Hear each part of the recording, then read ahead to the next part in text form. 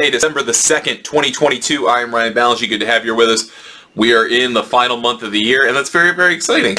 Got two topics to talk about today. As the name of the show implies, we are presented by our friends at French Lake Resort in French Lake, Indiana. Also want to give you a little PSA.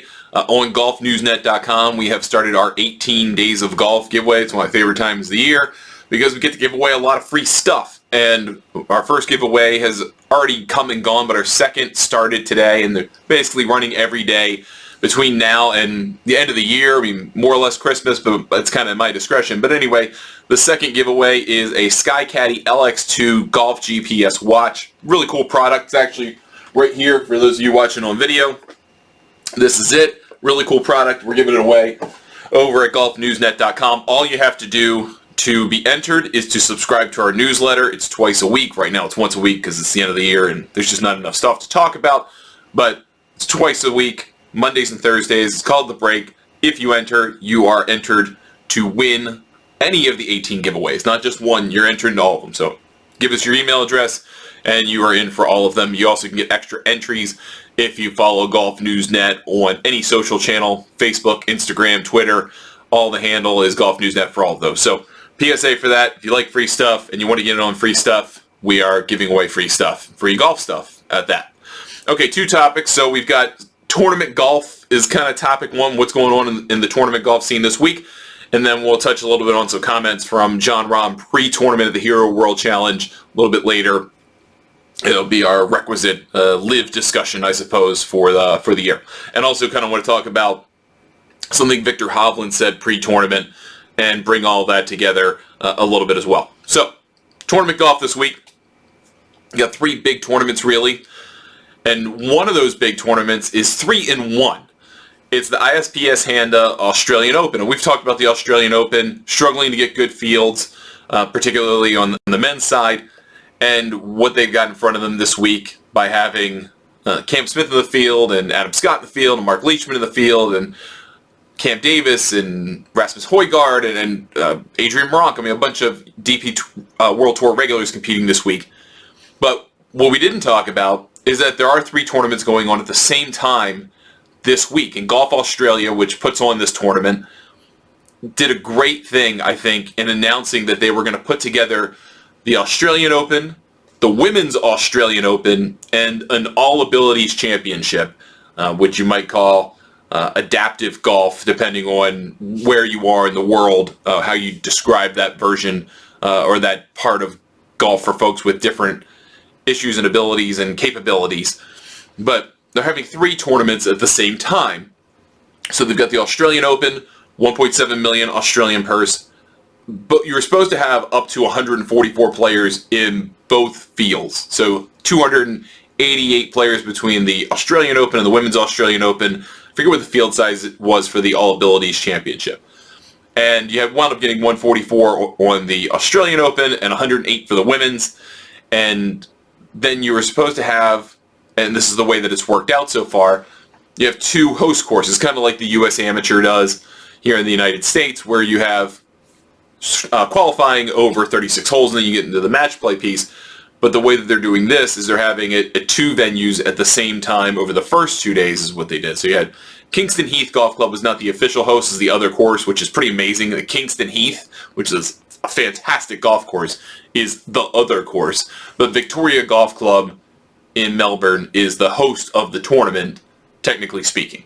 So each player in the men's, well, it's really open, but with the male draw and the women's open and the All Abilities Championship, every one of those golfers played each of those courses once in the first two rounds. And then they did a cut after the second round, which was overnight last night, actually while I was at a poker game last night, and they made that cut down to the top 60 professionals who make the cut in the Open, Women's Open. There's no cut in the All Abilities tournament. And then they're going to make another cut after tomorrow's round, after the Saturday round, even though it'll start here Friday if you want to watch it in the United States. Great late night golf on Golf Channel if you want to watch that. But they make a cut after the third round to the top 35 in each, the Open and the Women's Open, and all of that third round and all of the fourth round will be played, or all the fourth round will be played together, consolidated to Victoria as the final round. So you'll have what amounts to more like a normal looking field in terms of number of players and distribution total between the three events for the final day. The cool thing about this is, obviously, for Golf Australia, it's a great opportunity to promote golf in Australia all together at once. It saves them money. They don't have to stage multiple different events. They also could bring the prize money to level for the Open and the Women's Open, which is a very cool thing. And that has been a really nice thing to see. And I know not every event can do this, and I'm not going to suggest that later, but it is really cool that has been able to happen this week. That's a very nice touch. So you've been able to take probably your biggest asset in Australian golf right now, which is Cam Smith. You bring Cam Smith in, you bring in Adam Scott, who's obviously a huge draw as well. Others, you got a good sized crowd in Melbourne. And guess what just also happens to be going on at the same time? You have Hannah Green and Marina Alex and So Yun Yu and a pretty, Ashley Buhai, pretty solid field of world-class women's players, world-class players, period, but just happen to be women, and they are competing at the same time. So they may not, as the Women's Open, get a similar crowd, but now you've got the influx of both, and it's a great opportunity to promote the women's game. And I wish this is something that some tour, wink wink, the PGA Tour, would consider doing, that they could take an event, and maybe they do this in the fall. I mean, we've been talking about what's the fall going to look like in the future, what could that be? Maybe that's an opportunity to bring together men and women they could be different golf tournaments, they could be the same tournament, kind of like the Scandinavian Mixed, I don't care. But it would be great to bring that together for for just one event per year. If they could do that, that would be awesome. It would be really enjoyable. And I think it would be a great opportunity for the women's game, for the LPGA, which doesn't draw the same number of people to its events as the PGA Tour, same eyeballs on TV, to be able to kind of siphon off of that a little bit and maybe convert a few fans, maybe get a few new fans each and every time that they do it. And it doesn't have to be an elevated event for a $20 million purse or anything like that. I'm not trying to suggest that. But if you could take an event and turn it into something like that, and actually I think we talked about Worldwide Technology. They're the Mayakoba sponsor. Well, not Mayakoba anymore now that they're a LIV tournament. Maybe we should touch on that too. But the Worldwide Technology has put a lot of investment into trying to get people from disadvantaged backgrounds or underrepresented backgrounds more access to golf. And they have done that through the Advocates PGA Tour, which has been great. They've created exemptions and bonus pools for players in the APGA, which has been a huge boost.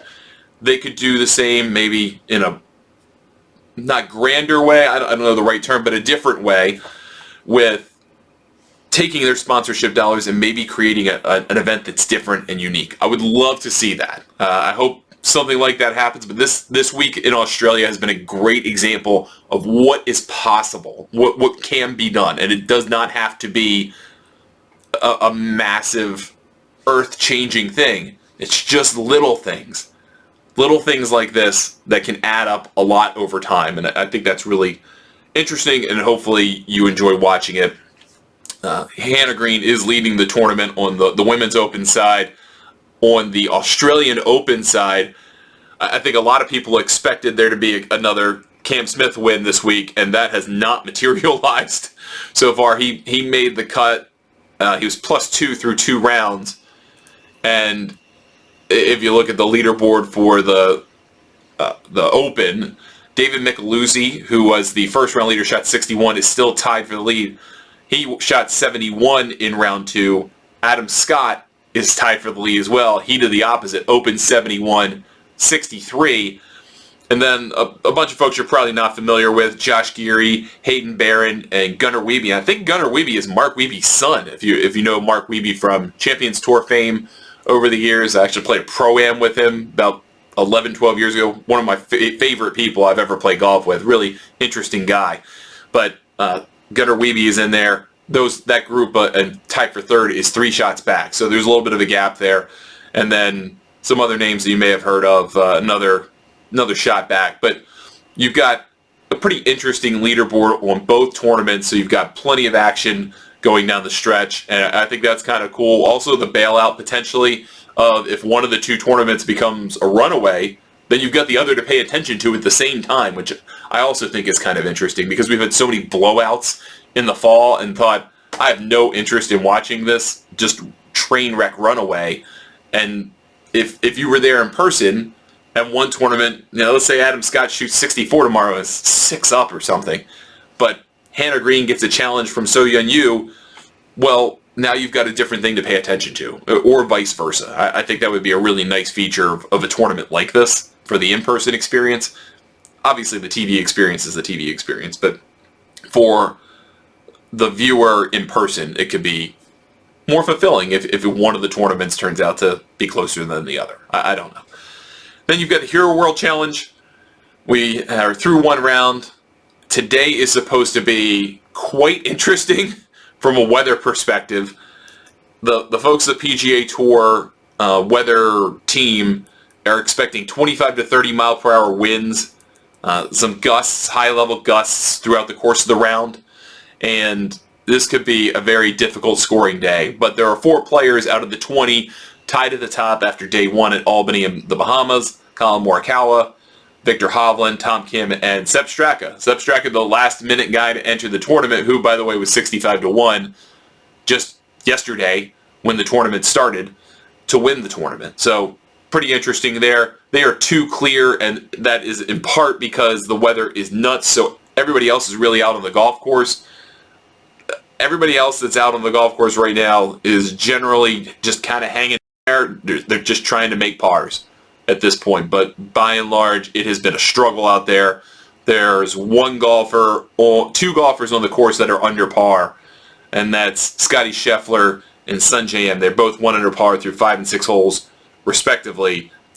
Everybody else is struggling. I mean, Shane Lowry, big trouble, +6 through 8. Good news is he's going to get $100,000 if he finishes dead last, so it's really not that big of a sob story.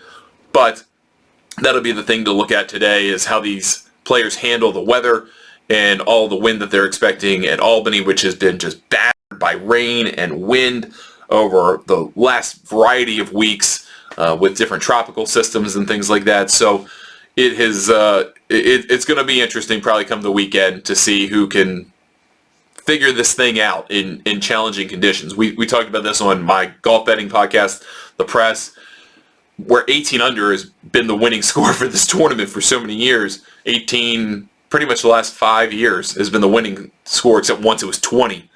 And I just don't know how that happens with the weather that we're expecting throughout the duration of this tournament. So that's something to watch and pay attention to. And then we've got the South African Open, which I would love to say we have plenty to talk about there. Thriston Lawrence is in the lead, but they're not even through the second round yet. They've had a bunch of weather delays and issues. They had some last week as well.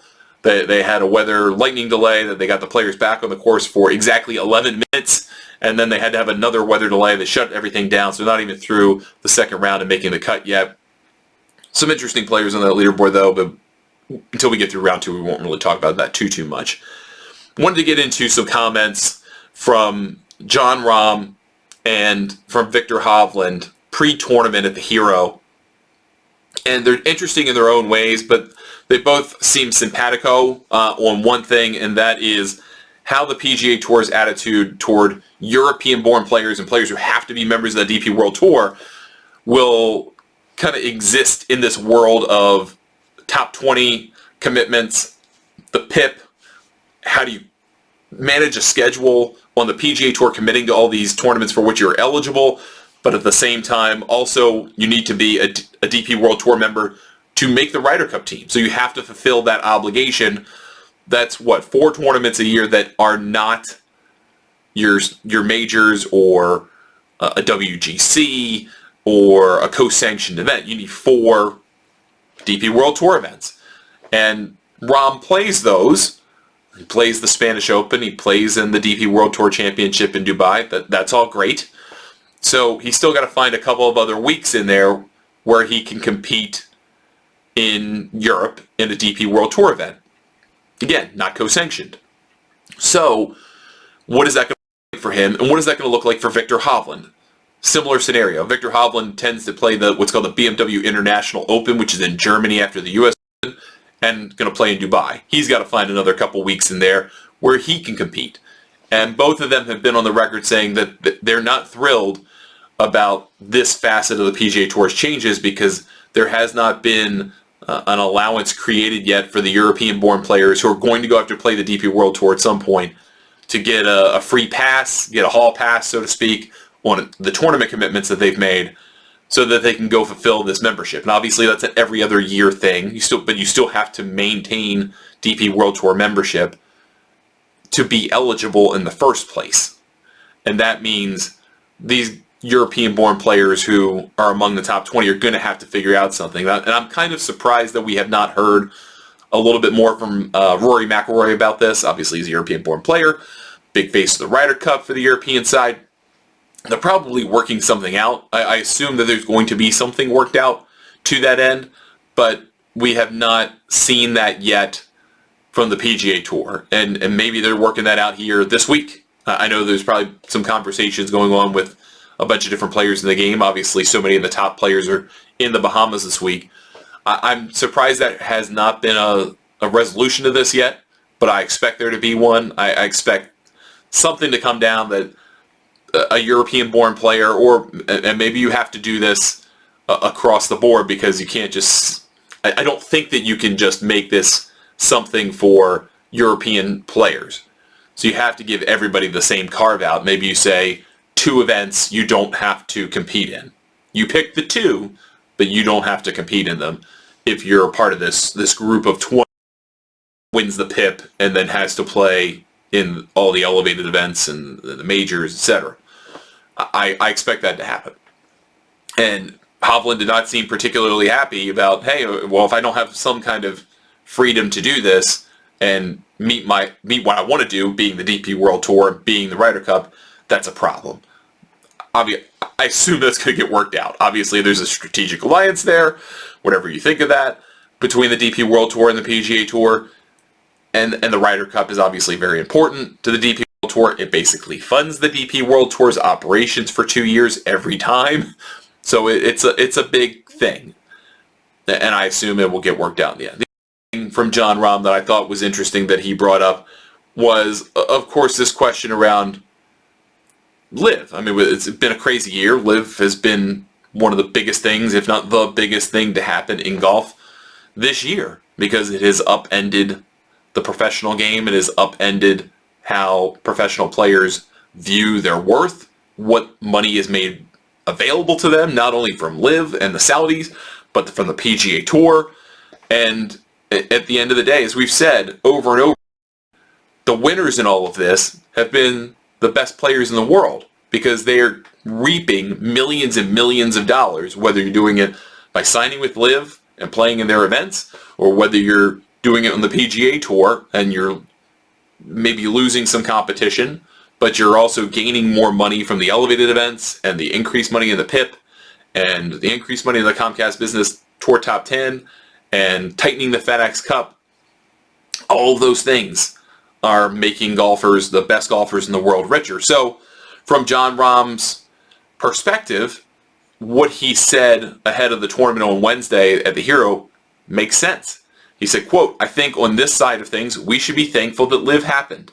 I don't know if those changes would have happened if LIV wasn't in the picture. So to an extent, yeah, we should be thankful." End quote. And I don't see anything wrong with that. I can't take issue with that. I think you're being kind of blind to things if you believe that LIV has been net bad for some of these for most players in the world. Now, is it also net negative for a lot of players? Yes, it is net negative because if you look at the rank and file, so to speak, the middling and struggling PGA Tour player, things have gotten more difficult for you because now only the top 70 get into the FedEx Cup playoffs. Now, the bonus structure is still there, so you're still going to make money off of that, but your opportunity to rock it up, get into the top 30, get into the major championships automatically, get a bigger chunk of that bonus pool, that is more difficult now because the fall will not exist for players to pad points ahead of, throughout those 9 tournaments.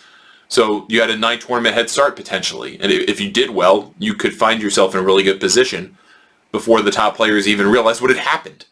And so you had that opportunity. That's gone. You have only 70 who get in. That's an issue. If you don't get in, now you've got to save your card through the fall, which means you have to play more. That's probably not as much fun. The value of those events has probably gone down or will not go up nearly the same degree that the elevated events have. That's a downside. So for guys like Rahm and top 20 players, top 25, 50 players, whatever number you want to attach to it, yeah, LIV was great because it created a new market for their services and their capabilities that just was not there before. But for pretty much everybody else, that really has not necessarily been a tremendously good thing. Now, if you are one of those middling players and you get into these elevated events and you do well, yes, you absolutely will benefit. And the way that the elevated events at least work this year, we'll see what it looks like in the future. But at least this year, they're not changing field sizes, they're not limiting fields, and frankly, I don't think that they should because of the way that the new official World Golf ranking formula works. I think that's been demonstrated this week. So you want to have at least 120 player fields for these tournaments because that means you're going to get the full weight of the world ranking. And if you're one of those middling players, you get these opportunities to play for big bucks. And if you do that, you do well, then other things are going to come your way. So it's not totally a loss, I'm not saying that, but I don't know if it's been a net positive for those players. But the way Rahm puts it, from his perspective, it makes sense. And he's a thoughtful guy, so I know he understands that. But he says, quote, if you play good, you're going to end up making money and be able to take care of yourself. It's not why I started playing. It's not the reason why I play. So when I'm doing my schedule, when I'm practicing, I'm getting my things done, money is not really on my mind. If it was, I probably might have gone to LIV, right? If money is your goal, that's clearly the path to go down. Every decision I make when it comes to golf is to become the best player I can become. End quote. And then he goes on and kind of talks about a bunch of other issues. But, yeah, I mean, I think for someone like Rahm who at least says outwardly, hey, money doesn't really matter to me. Well, you can say that, and Rory McIlroy can say that, and Tiger can say that because they made a ton of it. If you've got a ton of money, yeah, money doesn't really matter that much. You're good. And to be able to have more effectively just thrown at you by being alive is pretty incredible. That's hard to deny. But the net impact of it all, for every professional golfer, I still think the jury is probably out on that to a degree. And I think we need to see 2023 before that verdict can be made. But I think it's also impossible to deny that for at least the top players, LIV has been a positive development for all of them in terms of finances. Maybe not in terms of quality of competition, maybe not in terms of their friendships and their professional friendships, how they relate to each other. That may be something that needs some time to work out as well. But from a purely financial perspective, Jon Rahm's absolutely right. All right, that's going to do it for us today on 2 at the First. Thank you so much for watching or listening. Again, head over to golfnewsnet.com, sign up for the break. You're entered into our 18 Days of Golf giveaways.